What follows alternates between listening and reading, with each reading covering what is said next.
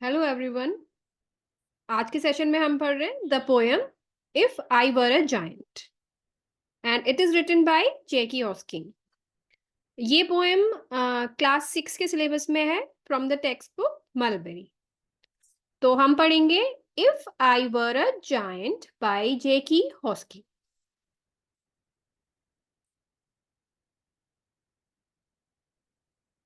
First, let us read the lines which are given at top of the page. An ancient Greek scholar once said, painting is a silent poetry, and poetry is painting with the gift of speech. Let us read a poem that paints pictures with words.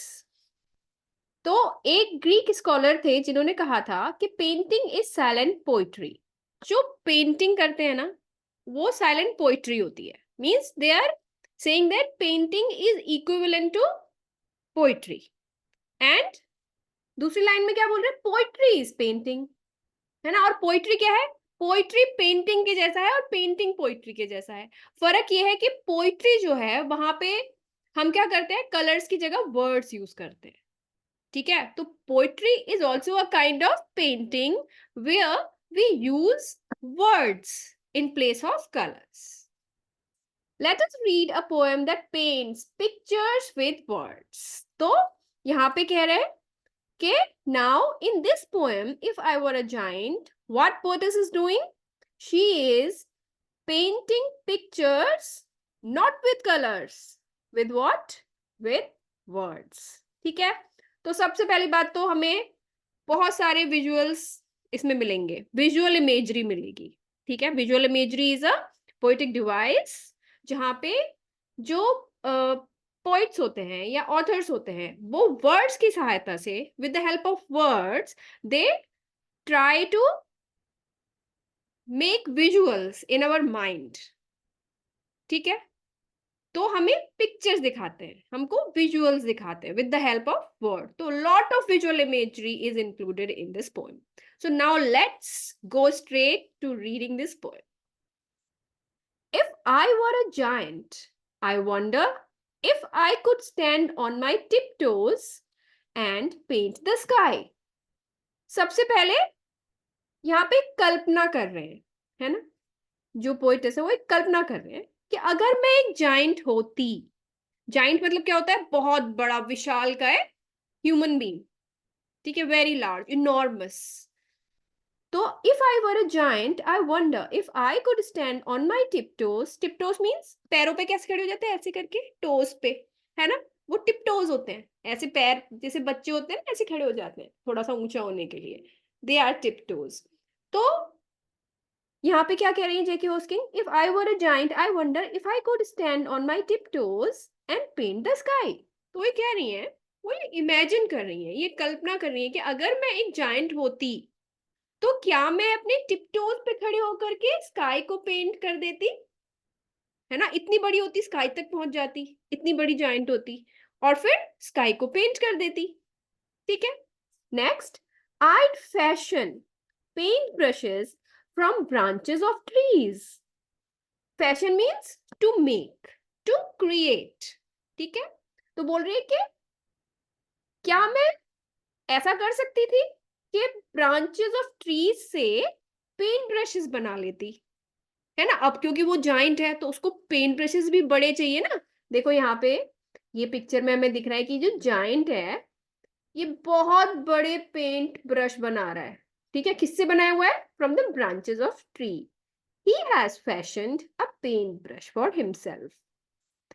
I'd fashion paint brushes from branches of trees and paint all the clouds as they float on the breeze.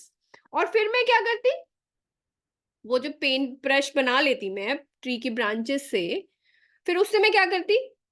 मैं clouds तक पहुंच रही थी तो मैं क्या करती? जो क्लाउड्स फ्लोट करते रहते हैं ना हवा में, उनको कलर कर देती। ठीक है, next, I could wake up quite early when morning was new. तो जब मॉर्निंग शुरू ही होती है, बिगनिंग ही होती है मॉर्निंग की, मैं बहुत जल्दी तब जग जाती। And paint all the daisies with pollen and dew. और जो डेजीज के फ्लावर्स होते हैं ना, जो डेजीज होती हैं, उनको मैं ड्यू और पॉलन, है ना, पॉलन क्या होता है, जो पराग के कण होते हैं ना, जो बिल्कुल ऐसे पाउडरी पाउडरी सा होता है फ्लावर के बीच में, है ना, येलो कलर का, वो पॉलन होते हैं। तो बोल रहे कि मैं पॉलन को ड्यू, ड्यू क्या होती है, ओस, उसको मिला लेती, है ना, तो कलर बन जाता, और मैं डेजीज को उससे पेंट कर देती।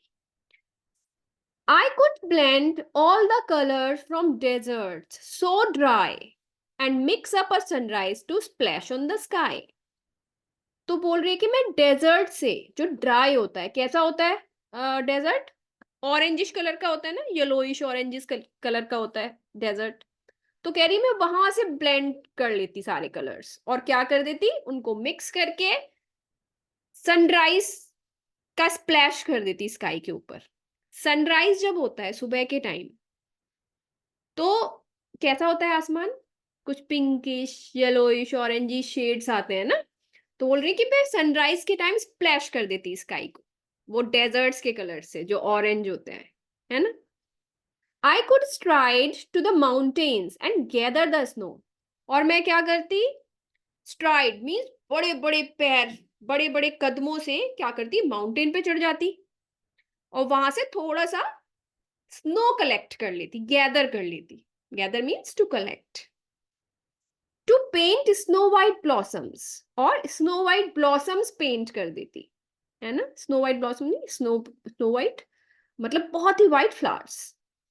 वेयर ब्लॉसम शुड ग्रो, जहां पे ब्लॉसम्स को होना चाहिए वहां पे मैं ब्लॉसम्स पेंट कर देती व्हाइट कलर के, वो स्नो से कलर को लेके। I could dip my tree brush in the yellow corn, और फिर मैं क्या करती कि वो जो येलो कॉर्न है, येलो कॉर्न मक्का है ना, कैसा कलर होता है, येलो होता है ना उसका कलर, तो वहां के उस खेत से, उस खेत में मैं अपना ब्रश डिप करती, है ना, वहां से क्या आता है, yellow colour. And I paint golden beaches by waving my hand, और फिर मैं क्या करती, जो समंदर के किनारे बीचेस होते हैं ना, उनको गोल्डन पेंट कर देती, गोल्डन सैंड होता है ना वहां पे। तो वो कह रही कि मैं कॉर्न के खेत से येलो कलर लेके बीचेस को पेंट कर देती गोल्डन। उसके बाद I'd grind autumn leaves. Autumn leaves. Autumn क्या होता है, पतझड़, जब पत्ते, when leaves fall from the trees, है ना, और वो ड्राई हो जाते हैं, तो कैसा कलर हो जाता है उनका, येलो कलर के हो जाते हैं लीव्स। सम पिंक वंस, कुछ पिंक होते हैं, सम रेड, कुछ रेड लीव्स होती हैं, and cover the sun as she set off to bed, है ना। तो ऑटम लीव्स को, अलग अलग कलर की ऑटम लीव्स को जो झड़ के नीचे गिर जाती हैं पेड़ से, उनको ग्राइंड करके पीस के, है ना, एक कलर बनाती, और सन जो सनसेट के टाइम छुप रहा है, वो उस सन को एज अ ह्यूमन ट्रीट कर रहा है ना। तो यहाँ पे क्या है, पर्सोनिफिकेशन, सन को एज अ पर्सन ट्रीट कर रहे हैं यहाँ पे, है ना। तो कह रहे जब सन सोने के लिए जाता, ही सेट ऑफ टू बेड, तो सन को शी बोल रहे हैं, है ना, फीमेल बता रहे, तो जब सन जो है वो सोने के लिए जाती, तो मैं उसको उससे कवर कर देती, जैसे हम चादर उड़ा देते हैं ना कोई सोने जाता है तब।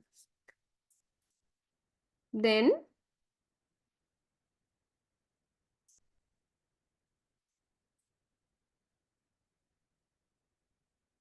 I'd hunt I'd hunt all the shadows that hide from the light. और जो परछाइयां होती है ना, जब लाइट आती है तो परछाइयां होती हैं, वो इधर उधर छिपती हैं, वो ऐसे बोल रहे हैं कि शेडोज को भी एज अ पर्सन ट्रीट कर रही है यहाँ पे जो ऑथर हैं, जो पोइटेस हैं, है ना। तो बोल रही कि जो परछाइयां होती है ना, जो छुपती हैं लाइट के आने पे, मैं उन सबको हंट कर लेती, सबको पकड़ लेती, and dip them in pen ink and black in the night. और वो जो शेडो का कलर होता है ना, ब्लैक ब्लैक सा, और उसको मैं वो जो ब्लैक शेडोज है उनको मैं पेन की इंक में डुबा देती, है ना, ब्लैक इंक में, और वो कलर से मैं क्या करती, नाइट को कलर कर देती ब्लैक कलर का, नाइट ब्लैक कलर की होती है ना। I can dream I am a giant from the books on my shelf. लेकिन अब ये उनको आइडिया कहाँ से आया, ये कल्पना कहाँ से आई उनके मन में, है ना, कि जाइंट होने की, तो वो ये बोल रही है कि I can dream I am a giant from the books on my shelf. तो उनके शेल्फ पे जो बुक्स रखी हुई है वहां से उनको ये ड्रीम आया है कि I can be a giant, I am a giant. ठीक है, but I know when I wake nature's painted herself. लेकिन मुझे पता है जब मैं उठती हूं तो नेचर खुद को खुद ही कलर कर लेती है। इसका मतलब क्या है, यहाँ पे भी नेचर को एज अ पर्सन ट्रीट कर रही है। नेचर खुद को खुद ही कलर कर लेती है का मतलब क्या है कि nature is very beautiful, it is full of colours, so vibrant colours are there in the nature. ठीक है, तो उसको किसी और के कलर करने की जरूरत नहीं है, वो खुद ही इतनी कलरफुल है कि उसने खुद अपने आप को ही कलर कर लिया है। ठीक है ना, तो ये थी पोएम और पोएम का एक्सप्लेनेशन। अब हम पढ़ेंगे थोड़ा सा, very quickly will read something about the author, the poetess J K. Hosking. ठीक है, ये 1966 में पैदा हुई थी। Is a children's poet who was born in Nigeria. तो ये चिल्ड्रन के ही लिए लिखती हैं मेनली, और ये इनका जन्म नाइजीरिया में हुआ था। Jackie has been writing poems for children for many years now. तो बहुत सालों से वो चिल्ड्रन के लिए ही लिख रही हैं। If I were a giant is her first poem. और ये पोएम स्पेशल क्यों है, क्योंकि ये उनकी फर्स्ट पोएम है, which was first publish in 2005 in school magazine. और ये 2005 में ये पब्लिश हुई थी स्कूल मैगजीन में। She also right short stories, blogs and articles. वो शॉर्ट स्टोरीज, ब्लॉग्स और आर्टिकल्स भी लिखती है। This was all about the poet.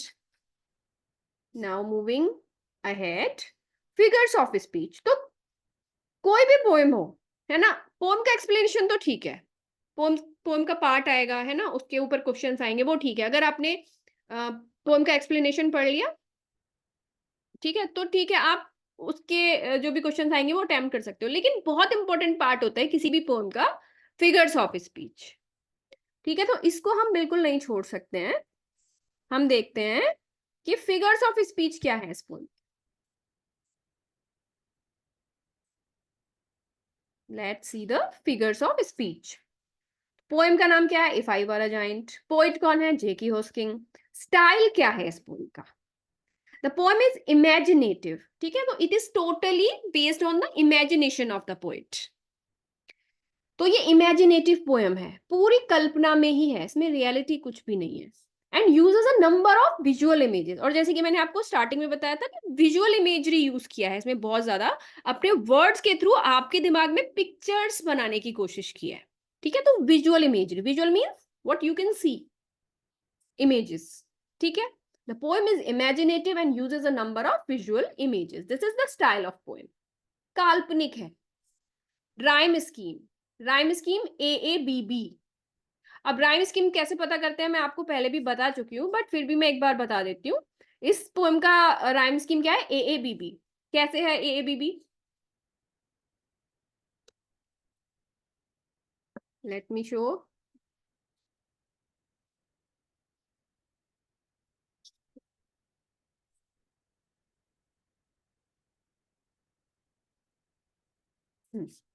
यहाँ से मैं बताती हूँ आपको कि देखो, अब यहाँ पे if I were a giant I wonder if I.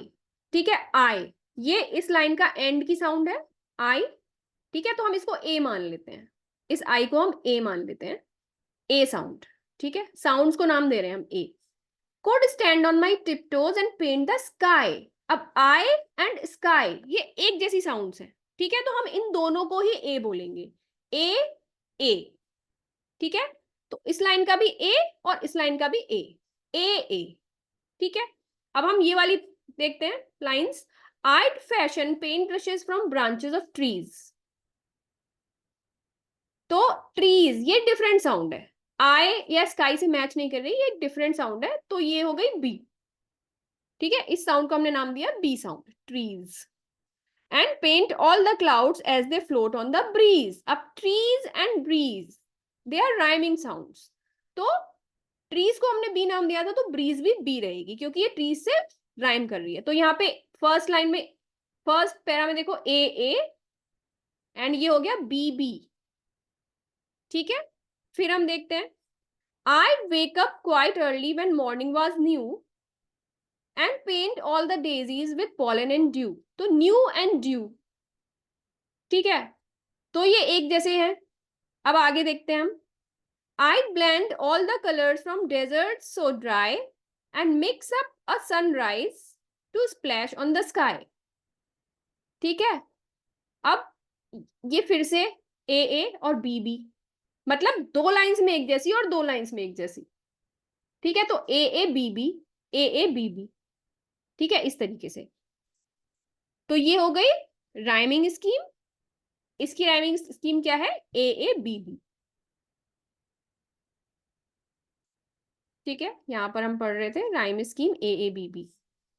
Theme क्या है पोएम की, थीम है to present nature in its splendour, in its vibrance, है ना. तो नेचर का जो एक ग्रैंडियर होता है, जो स्प्लेंडर होता है, उसमें नेचर को प्रेजेंट करना कि नेचर कितना बड़ा है, कितना शानदार है. ठीक है, to appreciate the beauty of nature, and through this poem poet is appreciating the beauty of nature. ठीक है, she is in awe of the beauty of nature. Purpose क्या है इस पोएम को लिखने का, कुछ पर्पस तो होता है ना, टू एंटरटेन. तो पर्पस क्या है, टू एंटरटेन, मनोरंजन करना. ठीक है, एक हल्की फुल्की सी पोएम है नेचर के बारे में. To build an appreciation for art and nature, और आर्ट और नेचर के लिए एप्रिसिएशन क्रिएट करना. ठीक है, ये पर्पस है इस पोएम का. नेक्स्ट,